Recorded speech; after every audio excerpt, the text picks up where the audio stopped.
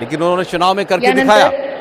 राज्याचे उपमुख्यमंत्री म्हणून शपथ घेतील श्री अजित आशाताई अनंतराव पवार। अब बारी अजीत पवार की, जिन्होंने कल ही साफ कर दिया था शिंदे जी शपथ लेंगे, ये बात नहीं बताएंगे, मैं तो ले रहा हूं। मी अजित आशाताई अनंतराव पवार गांभीर्यपूर्वक प्रतिज्ञा करतो की कायद्याद्वारे स्थापित झाले आहे अशा भारताच्या संविधानाबद्दल मी खरी श्रद्धा व निष्ठा बाळगीन। मी भारताची सार्वभौमता व एकात्मता उन्नत राखीन।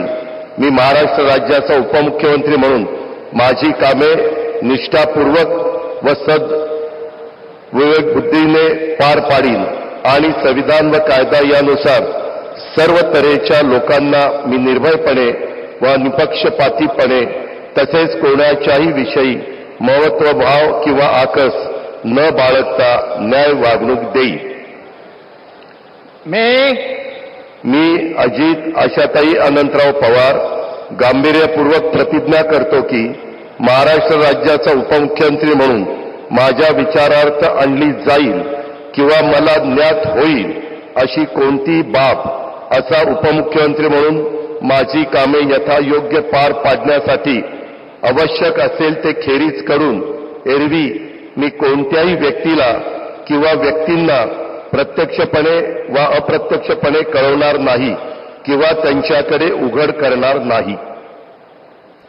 7 बार के विधायक, 6 बार के उप मुख्यमंत्री, 4 बार से वित्त विभाग संभालने वाले अजीत पवार, जो अब हैं एनसीपी के सुप्रीमो, बने हैं एक बार फिर उप मुख्यमंत्री।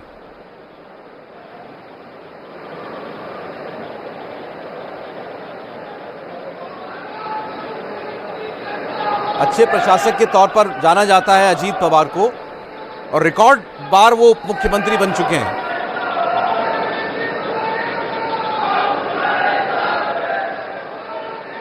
नारे भी सुनते रहिए नीचे जो लग रहे हैं।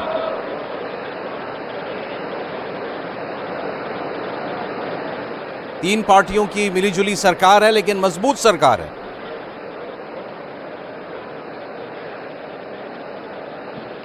माननीय राज्यपाल महोदय, माननीय उपमुख्यमंत्री महोदय यांना पुष्पगुच्छ देतील।